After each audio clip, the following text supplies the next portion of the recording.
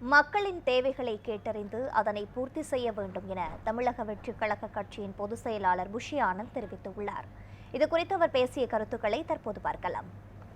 மக்களுக்கு என்னெல்லாம் சேவை செய்து கொண்டிருக்கிறோம். விலையில்லா விருந்தகம், விலையில்லா ரொட்டி முட்டை பால் திட்டம், பயிலகம், நூலகம், குடியகம், விழியகம் என்று பல்வேறு உதவிகளை செய்து கொண்டிருக்கிறவர்கள் தமிழக வெற்றி கழகம் என்பதை இந்த நேரத்தில் நான் தெரிவித்துக் கொள்கிறேன். நேற்று தேனி மாவட்டத்தில் பாத்தீங்க அப்படின்னா தமிழக வெற்றி கழகம் என்று அங்க எல்லோரும் கொண்டாடி கொண்டிருக்கிறார்கள். அங்கு ஒரு நலத்திட்ட உதவிகள் நடந்து கொண்டிருக்கிறது.